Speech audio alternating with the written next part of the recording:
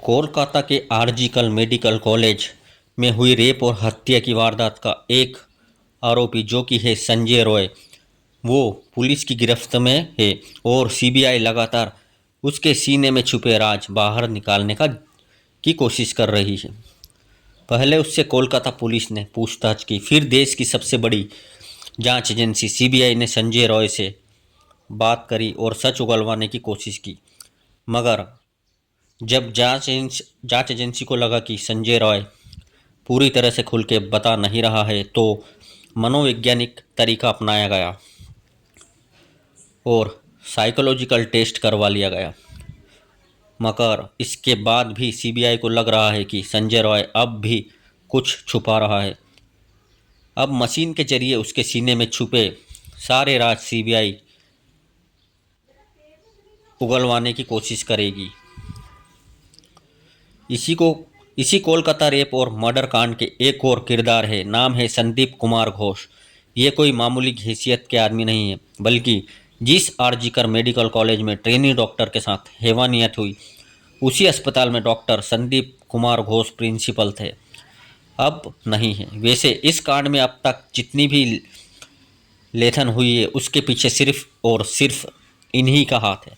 वैसे इस अस्पताल में ये बात भी मशहूर थी कि घोष साहब की इजाज़त के बगैर वहाँ पत्ता भी नहीं मार सकता, और अगर राय को इस बात की इजाज़त थी कि वो कहीं भी जाकर हाथ पैर और सिर मार सकता है, तभी तो वो उस सेमिनार हॉल तक आधी रात के बाद जा पहुंचा, जहां अस्पताल के डॉक्टर आम तौर पर जाते हैं।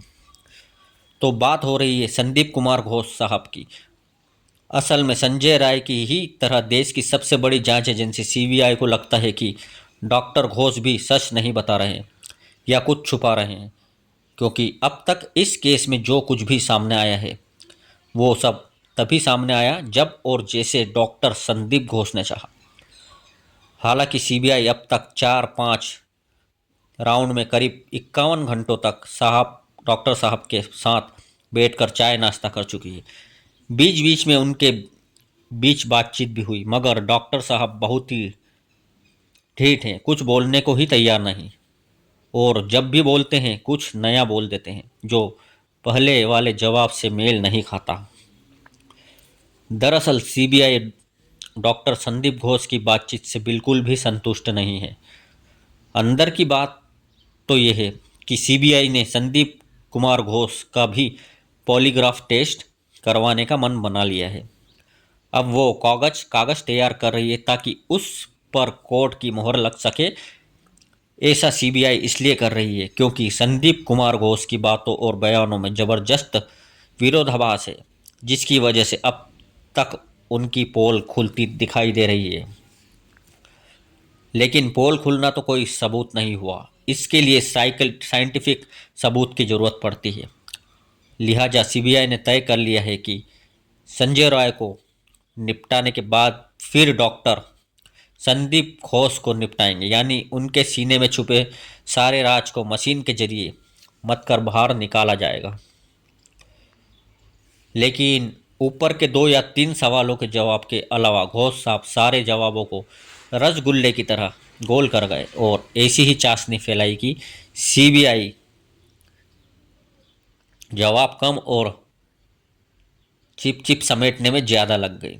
वैसे तो इस कारण से पर्दा सीबीआई के डॉक्टर संदीप कुमार घोष से बातचीत या सवाल जवाब के बाद ही पड़ जाना चाहिए, लेकिन डॉक्टर साहब ने ऐसा रायता फैलाया कि अब तो सीबीआई के लिए पूरा समेटना जरूरी हो गया है।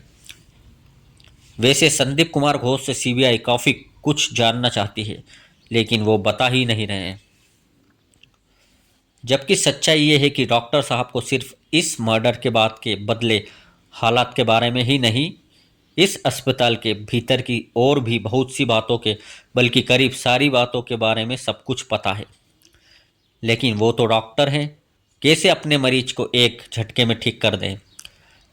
मगर शायद वो भूल गए कि सीबीआई भी ढीठ मरीज हैं जो जल्दी ठीक होकर ही रहेगी। इसलिए अब सीबीआई ने खुद डॉक्टर साहब का इलाज करने का मन बना लिया है और अब इस रेप और हत्या की गुत्थी को डॉक्टर साहब से ही उगलवाने का मन बना लिया है। सीबीआई को डॉक्टर साहब की जो बात हलक से नीचे नहीं उतर रही वो ये है कि डॉक्टर साहब ने बताया कि उन्हें अस्पताल में डॉक्टर की डेट के बारे में सुबह 7 बजे पता चला। चलो मान लिया डॉक्टर साहब को अस्पताल आने में करीब 1 घंटा लग गया। सीबीआई ने ये बात भी गटक ली, लेकिन किस आधार पर अस्पताल की तरफ से मरने वाली डॉक्टर को घर वालों को उनके मरने की इत्तला दी गई और पुलिस तक इस बात को पहुंचाने में इतना टाइम कैसे लग गया? इसका जवाब जो कुछ भी डॉक्टर साहब को समझ में आ रहा है वो हर बार बदल बदल कर दे रहे हैं और इसी बात ने सीबीआई को उलझन में डाल दिया कि डॉक्टर साहब की कहीं कौन सी बात मान ले, लिहाजा वो एक जवाब चाहती है। सीबीआई की टीम अब डॉक्टर साहब से एक ही जवाब हासिल करने का इंतजार कर रही है। सवाल तो अनगिनत है, क्योंकि अस्पताल में काम करने वाले और आने जाने वाले अनगिनत लोगों ने पुलिस के आने से पहले गोपी चंद्र जासूस बन के मौका वारदात का मुआयना कर लिया था और अपने अपने कयास अस्पताल भर में उड़ा दिए। लिहाजा पुलिस के साथ साथ अब सीबीआई क्या कर रही है? तो लेडी डॉक्टर की हत्या के बाद परिवार को पहले आत्महत्या की थ्योरी क्यों दी गई? क्राइम सीन को सुरक्षित क्यों नहीं रखा गया? जैसे कई अहम सवालों के जवाब सीबीआई ढूंढ रही है। सीबीआई आरजीकर मेडिकल कॉलेज के उन 4 छात्रों के जरिए उस रात के काले सच तक पहुंचना चाहती है जिन्होंने उस रात पीड़ित डॉक्टर के साथ डिनर किया था। अब जाहिर है कि जांच एजेंसी के पास इतने बड़े सवाल हैं तो किसी न किसी को जवाब तो देना ही पड़ेगा। आखिर मामला एक ट्रेनी डॉक्टर की जान और जान से भी बड़ी इज्जत का है और उनके लिए अगर सीबीआई के सवालों की वजह से डॉक्टर साहब की इज्जत उछलती है तो उछले, क्योंकि सवाल देश की एक बेटी की इज्जत का है। उससे बड़ा कुछ नहीं हो सकता। शायद इसीलिए सीबीआई को इससे कोई फर्क नहीं पड़ने वाला। उसे तो बस सच से मतलब है।